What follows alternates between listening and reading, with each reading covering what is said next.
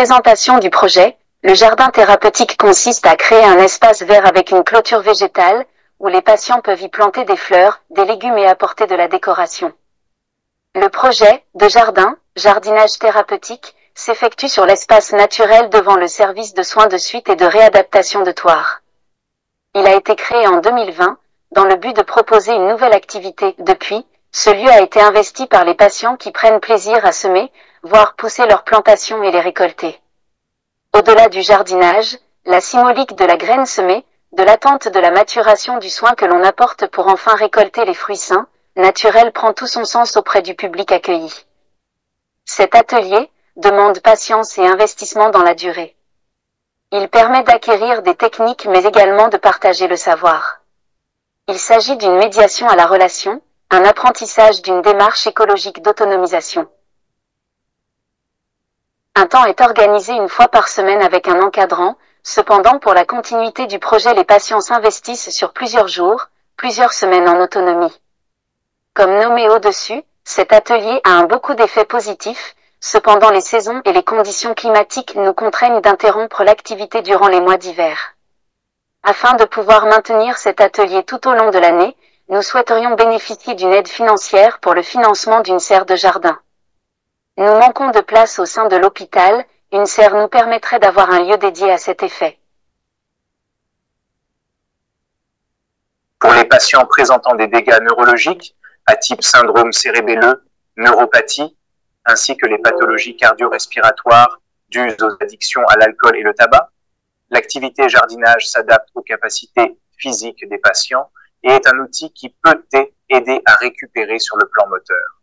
En effet, cet atelier fait travailler l'appréhension fine, l'équilibre, la mémoire et la concentration.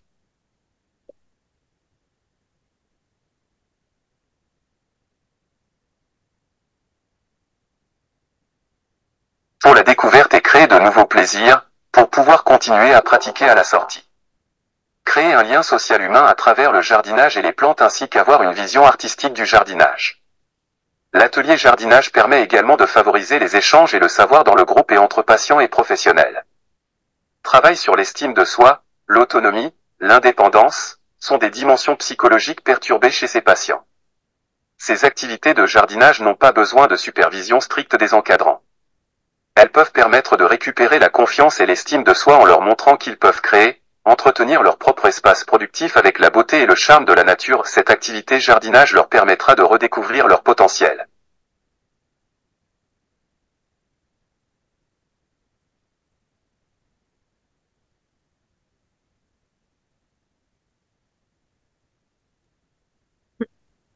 Il n'y a plus de son de nouveau.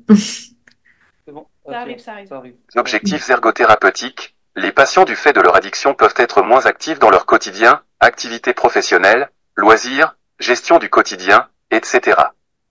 Cette activité peut leur permettre de leur donner un nouvel élan. Stimuler le sens de l'odorat et du toucher en invitant la personne à s'occuper des plantes aromatiques, stimulation de la mémoire sensorielle et favoriser l'émergence des souvenirs.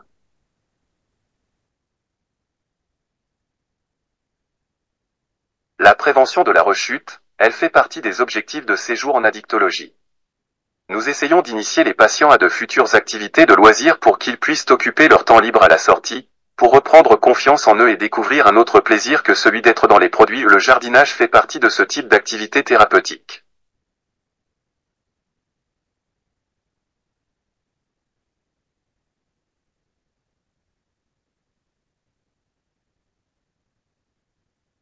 La prévention contre le burn-out de l'équipe de soignantes et amélioration des conditions de vie au travail.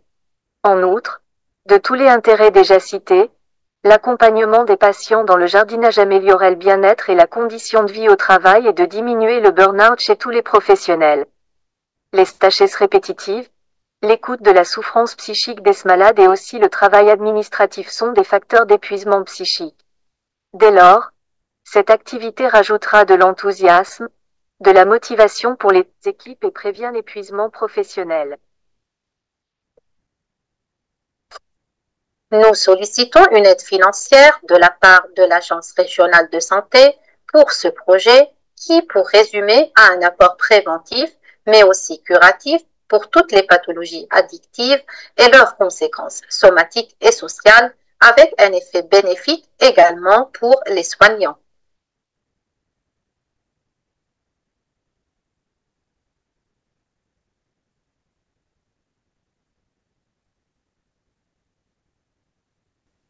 Voilà, donc nous allons finir notre présentation.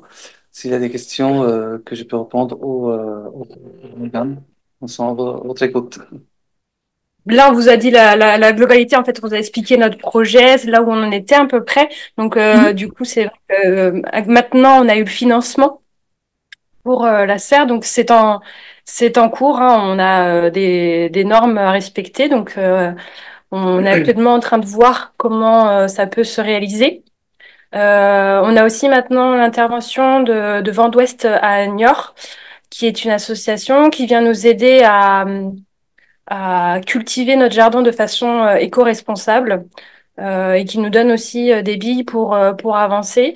Là, le but, c'est qu'on puisse continuer le jardin cet hiver et avoir aussi des méthodes de jardinage. Voilà, on est actuellement aussi en train de travailler sur une grille d'évaluation pour pouvoir visualiser les effets et les évolutions chez le patient. Voilà, c'est un projet qui évolue depuis un an. Et c'est vrai que du coup, grâce à l'aide, on va pouvoir encore plus augmenter notre jardin. D'accord. Est-ce que je Et voulais que je reste un petit peu ou je vous laisse poser des questions et je réponds à vos questions? C'est vrai, on a fait exprès un peu dans la vidéo que ce soit présentation automatique, mais soit je résume ou je vous laisse poser des questions comme vous souhaitez. je pense que ça pourrait être intéressant si vous pouvez nous expliquer d'où vous est venue l'idée aussi de faire ce jardin thérapeutique, parce qu'il me semble qu'il y en a d'autres en France. Donc peut-être que est-ce que vous en êtes inspiré ou c'est quelque chose que vous avez vraiment créé? Alors en fait, si vous voulez, l'apparition de ce jardin, c'était un petit peu spontané, porté par l'équipe, mais aussi par les patients qui font des séjours, longs séjours de 3 mois, qui sont des jardiniers ou agriculteurs. Aussi boosté par la période du Covid où il n'y a pas trop d'activité. Donc cet espace un peu devant le service a été, commencé à être exploité un petit peu. Et aussi pour un petit peu les patients qui ont des troubles cognitifs ou pour des raisons X ou Y, que les thérapies ordinaires ne fonctionnent plus avec eux. On cherche vraiment des autres outils, comme j'ai déjà noté dans la présentation. Donc récupération psychique, physique, neurologique, aussi sociale. Donc les études montrent vraiment ça réduit le stress, ça améliore les troubles cognitifs, troubles de la concentration et de l'attention.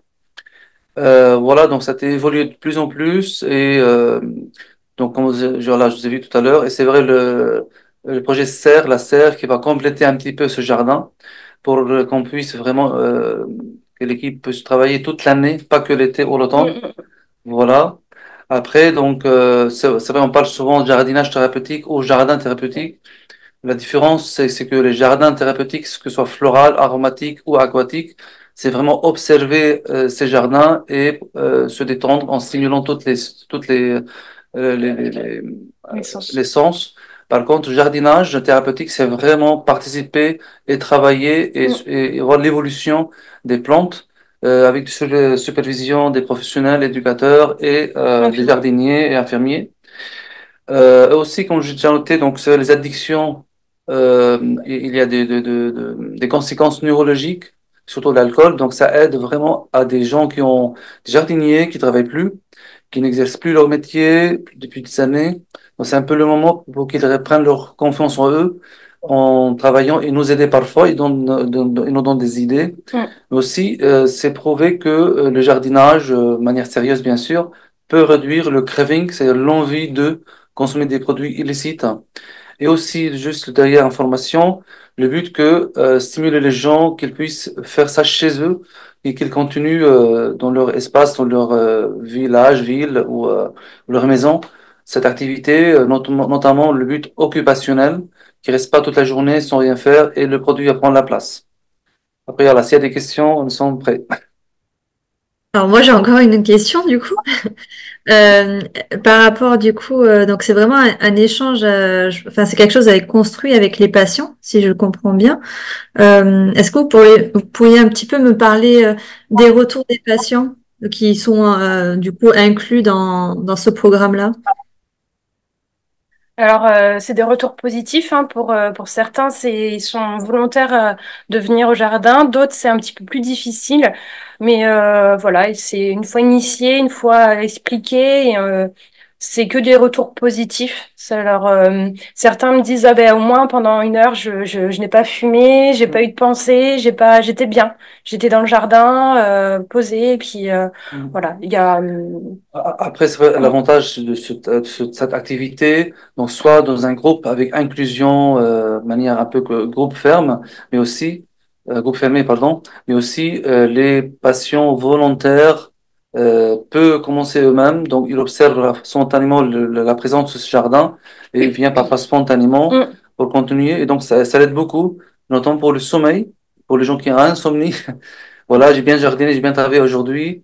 Et surtout, comme je vous ai déjà noté, les patients n'exercent plus malheureusement leur métier depuis quelques années pour les arrêts de maladie, alcoolisme chronique. C'est là où ils reprennent confiance en eux, comme quoi je suis encore capable de reprendre l'activité, que ce soit son activité professionnelle ou autre, mais surtout les gens qui travaillaient dans ce domaine et qui n'exerçaient plus. Et donc voilà, c'est le moment voilà, c'est comme un travail de réadaptation et réhabilitation à leur monde professionnel. Donc voilà, donc je sais pas si j'ai répondu à votre question. Si, je vous remercie. Et d'ailleurs, j'allais vous demander un petit peu s'il y avait des profils particuliers de patients, et je vois que dans le chat, quelqu'un a mis, ça permet certainement de ne pas laisser certains patients dans la monoculture du cannabis. Voilà, tout à fait. Oui, c'est vrai, les gens, en effet, hein, voilà, ils font cette activité-là. Euh, Après, voilà, après, c'est la question quel profil, comme j'ai déjà noté, donc il y a des gens psycho-simples, troubles cognitifs à cause d'alcool, ou vraiment pas, ils sont dans une démarche réellement de soins pour s'impliquer dans des activités de réflexion, où ils sont fragiles, tous ces courtes paroles. Cette activité, ça vraiment, il y a pas, ça touche pas ce sphère psychologique et leur histoire. Donc, activité manuelle, de temps, ils focalisent leur activité, leur concentration sur l'objet neutre. Et donc, c'est un moment vraiment d'absence de la rumination anxieuse, le stress souvent ils sont dans la journée en train de ruminer l'avenir, le passé. Voilà, vous savez, cette personne, ils ont beaucoup de psychotraumas dans leur vie, dans cette activité, comme la relaxation. Hein. Donc, sauf que c'est une séance de relaxation, mais un peu mouvementée et aussi ergothérapeutique, parce que beaucoup de gens, il y a un trouble neurologique, donc, comme je les ai noté, trouble syndrome cérébelleux, neuropathie du membre inférieur, au tremblement. Donc, c'est là où, par manque d'ergothérapeutes ou kinés, dans cette activité prend un petit peu la place thérapeutique et neurologique. Ben, allons-y. Eh bien, bonjour à toutes et à tous et merci d'être présents aujourd'hui. Donc, je vais essayer de vous partager mon écran. Alors, partager. Donc, est-ce que vous voyez bien mon écran? Oui, il faut juste que tu mettes en mode présentation. Ouais. C'est A. C'est bon. Ah, Je te laisse là-bas. Donc, je me présente, je suis Claire Doux, chargée de projet Moi Sans Tabac sur la Nouvelle-Aquitaine et donc l'ambassadrice en Nouvelle-Aquitaine. Et j'ai une équipe aussi avec moi. Donc, j'ai Déborah Couillot-Abélé qui s'occupe de l'ex-région Poitou-Charentes et Benjamin Beaufils qui, lui, s'occupe plutôt de l'ex-Limousin. Donc, à la fin, vous aurez nos coordonnées si vous souhaitez nous contacter. Donc, le Mois Sans Tabac, rapide présentation. Donc, pour l'ensemble des personnes, vous connaissez déjà, hein, c'est un dispositif de marketing social. L'idée, donc, ça s'est inspiré de Stoptober, donc une campagne de santé publique en Angleterre qui a débuté en 2012. Et donc, le ministère de la Santé en 2016, en France, a souhaité proposer ce même défi en France. Donc, qu'est-ce que c'est? Ben, c'est un défi collectif pour aider les fumeurs à arrêter de fumer, pour ceux qui ont envie. Et donc, c'est sur 30 jours consécutifs, les personnes vont se mettre au défi d'essayer d'arrêter de fumer.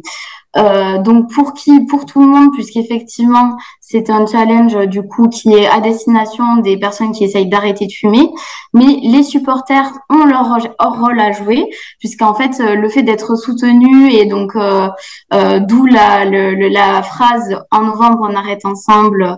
Donc l'idée c'est de vraiment être en collectif et qu'on s'aide entre nous, mais aussi les personnes qui sont en soutien, nos familles, nos amis peuvent aider aussi à essayer d'arrêter de fumer. Et donc, quand durant tout le mois de novembre, et aussi il y a donc une partie en octobre où on va justement commencer à parler du dispositif pour que justement les personnes puissent mentalement un petit peu anticiper ce mois sans tabac. Donc, qui a lieu durant tout le mois de novembre. Et donc, comment on s'inscrit à ce dispositif-là? Tout simplement, il suffit d'aller sur tabac-info-service.fr et donc, ça vous permet ensuite de vous inscrire au mois sans tabac. Et puis, tous les jours, il y a un petit accompagnement quotidien, vous recevez des messages. Il y a également une application qui permet de recevoir des petites notifications pour être soutenu en fait mentalement lors du dispositif pendant le mois de novembre et un petit peu en amont pour se préparer mentalement. Donc, je vais revenir un petit peu sur ce que nous, on fait en tant qu'ambassade Mois sans tabac. Donc, on est piloté par l'ARS et Santé publique France, bien que depuis cette année, notre financement se fait via l'ARS régionale, donc. Et donc, chaque région va pouvoir déployer le Mois sans tabac, la campagne, et chaque région a sa propre ambassade et donc va déployer le dispositif. Nous, nos missions, elles se répartagent en 4 catégories. Donc, notamment, du coup, identifier les acteurs qui sont susceptibles de mettre en œuvre des actions de proximité sur le territoire. Et puis, du coup, de les contacter, d'essayer de voir s'ils ont la possibilité de pouvoir déployer le Mois sans tabac dans leur structure. Et puis, surtout, d'aller vers les publics dits vulnérables, c'est-à-dire, ça va être notamment les femmes enceintes, ça va être des personnes en grande précarité ou encore des personnes en situation de handicap. On va essayer vraiment de cibler maintenant ces structures-là pour essayer de voir si le Mois sans tabac peut les intéresser, puisque c'est notamment un des publics qui va avoir une consommation assez importante. Également, notre mission, ça va être de présenter, donc comme aujourd'hui, le Mois sans tabac, mais également le valoriser, relayer donc la campagne sur les réseaux sociaux via nos outils. Donc, il y existe des outils nationaux que nous verrons tout à l'heure, mais également des outils régionaux que nous utilisons souvent. Et donc, via les réseaux sociaux, via des stands, via des événements, nous allons relayer ce dispositif. Nous avons également un accompagnement méthodologique aussi que nous pouvons faire auprès des acteurs de terrain. Donc, n'hésitez pas à nous contacter si vous souhaitez monter une action lors du Mois sans tabac. Nous sommes là aussi pour ça. Et puis, déployer, donc on déploie des formations, on fait des réunions préparatoires au Mois sans tabac. Donc, dans chaque département, nous nous déplaçons. Donc là, elles arrivent très prochainement. Donc, n'hésitez pas, si certains sont intéressés, à nous en faire part pour qu'on puisse vous inscrire. Et donc, chaque département, on se déplace pour justement communiquer sur le Mois sans tabac, quelles sont les nouveautés chaque année, voilà. Et enfin, du coup, nous faisons un suivi, une évaluation du Mois sans tabac via un COPIL, donc un comité de pilotage, qui a lieu chaque année à l'ARS. Et nous suivons également les remontées des actions terrain via la plateforme Oscar Santé, ce qui nous permet d'avoir un suivi des indicateurs clés sur le Mois sans tabac et les actions que nous menons.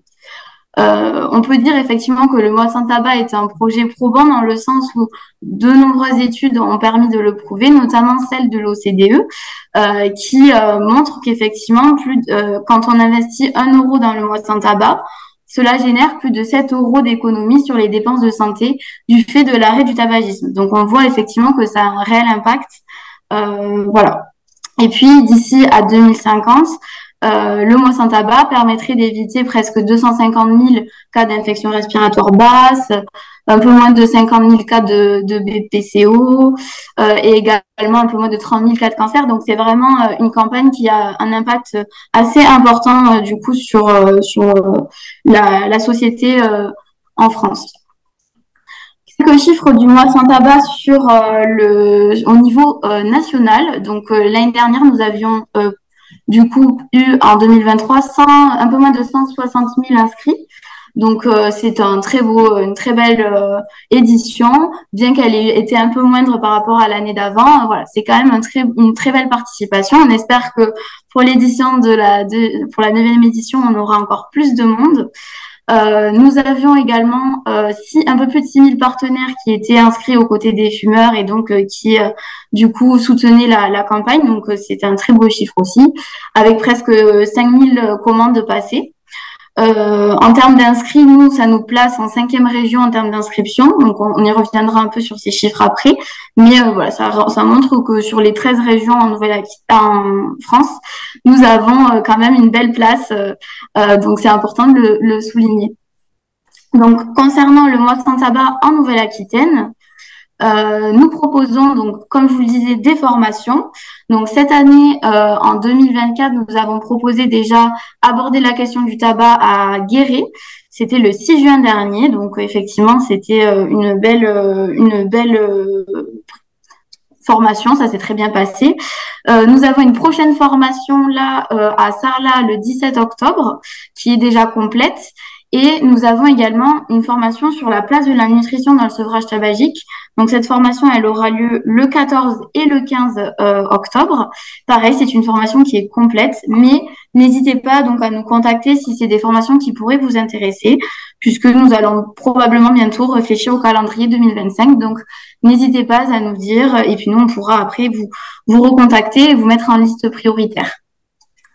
Autre élément, donc ça c'est une nouveauté cette année, c'est un webinaire donc sur la posture et les messages clés à délivrer lors d'un stand Moi sans tabac. Donc c'est vraiment pour vous aiguiller un petit peu sur la posture à avoir lorsqu'on tient un stand, quels messages clés on peut délivrer. Donc ça sera animé par Marjorie Dardiac, infirmière tabacologue, et moi-même. Donc ça sera le 30 septembre prochain de 14h à 15h30.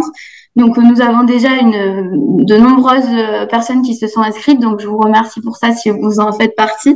Mais voilà, du coup, n'hésitez pas si c'est pas le cas et ça peut vous intéresser.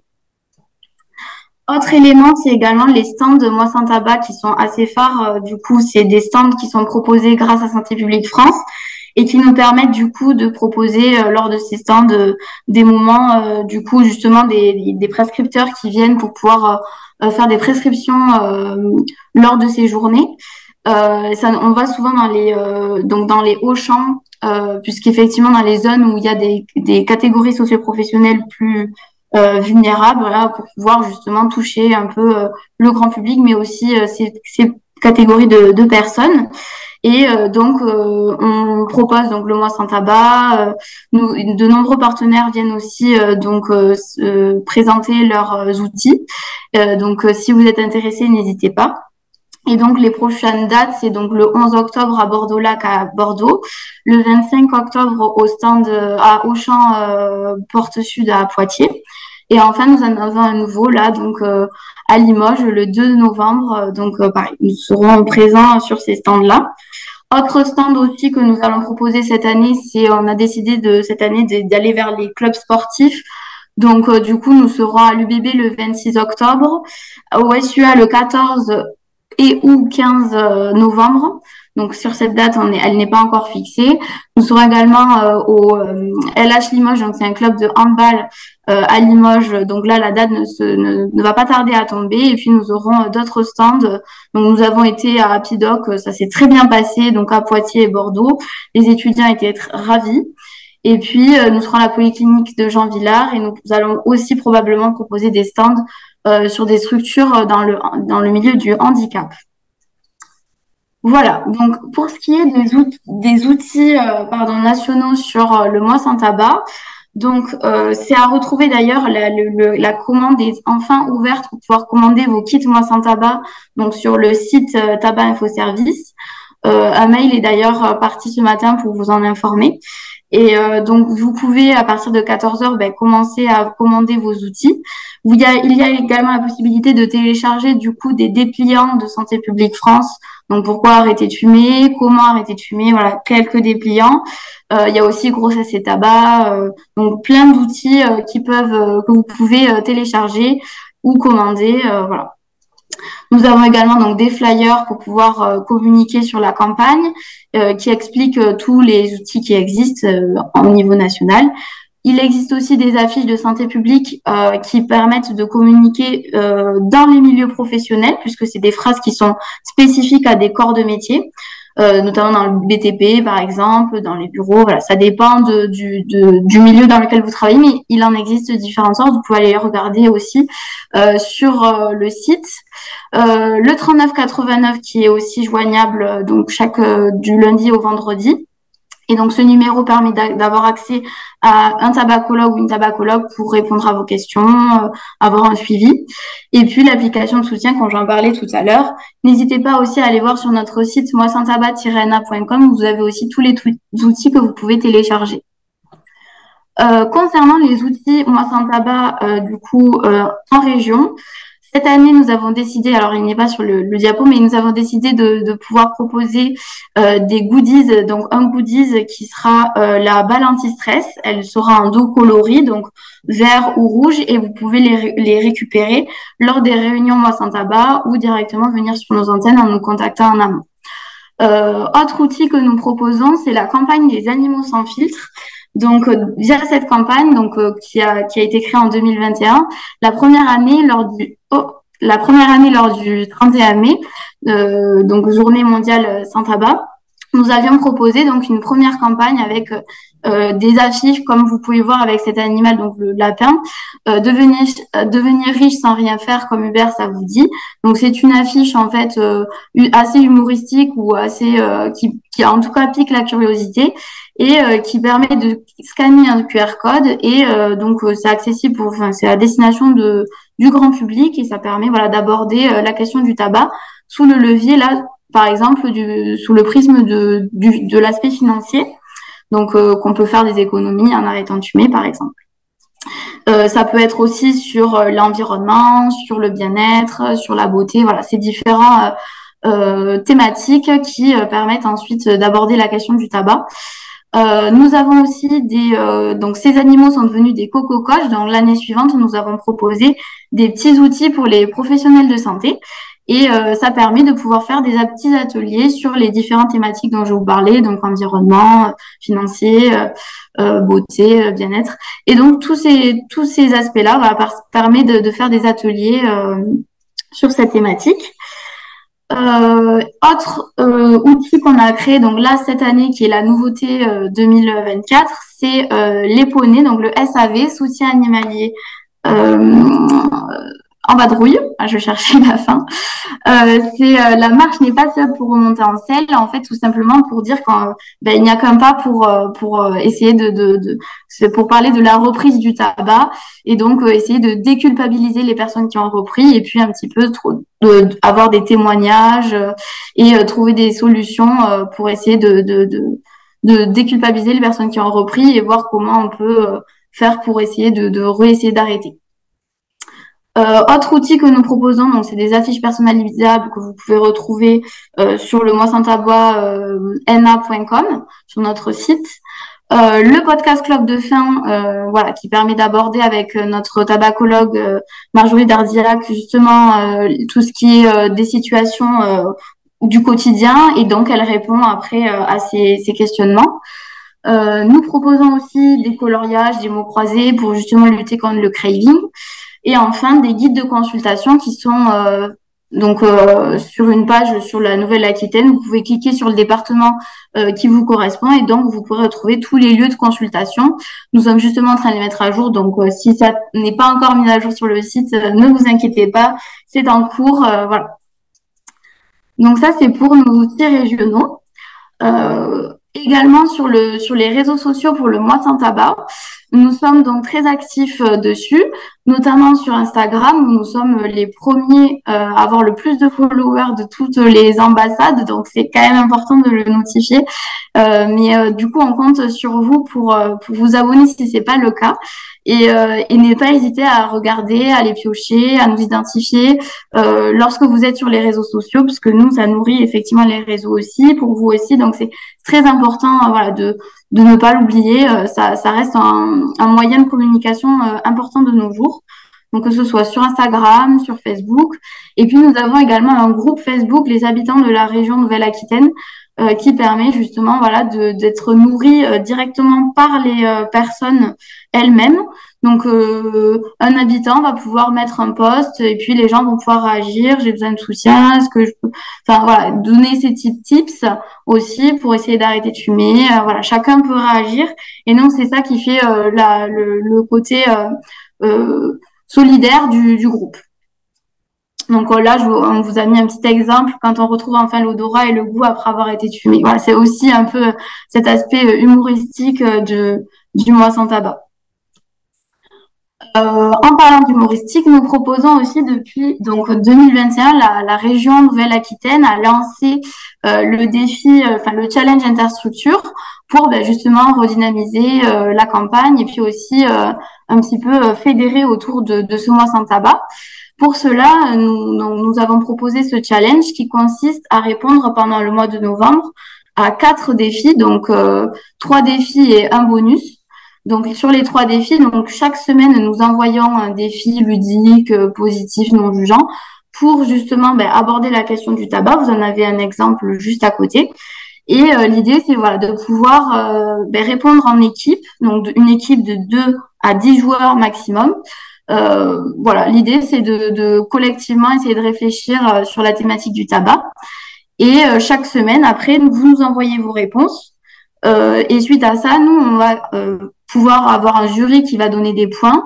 Et les gagnants, donc il y a des gagnants à la fin, donc 5 gagnants du défi et un gagnant du défi bonus. Donc le défi bonus, il se joue sur tout le mois. Donc c'est pour ça qu'il est un peu plus dur. Et donc l'idée, voilà, c'est de pouvoir pendant le mois de novembre répondre du coup à ces défis et les gagnants récupèrent après à la fin un lot. Donc voilà, si vous souhaitez y participer cette année, n'hésitez pas. Vous avez le formulaire sur notre site internet qui est déjà ouvert. Ou si vous voulez, voilà, vous avez des questions, n'hésitez pas à m'appeler pour le mettre en place, par exemple. Voilà. Et donc, comme je dis, c'est pendant tout le mois de novembre et les inscriptions sont ouvertes jusqu'au 31 octobre. Et donc, voilà, n'hésitez pas à aller sur notre site pour vous inscrire si c'est quelque chose qui peut vous intéresser. Vous avez aussi d'autres explications sur le site, voilà.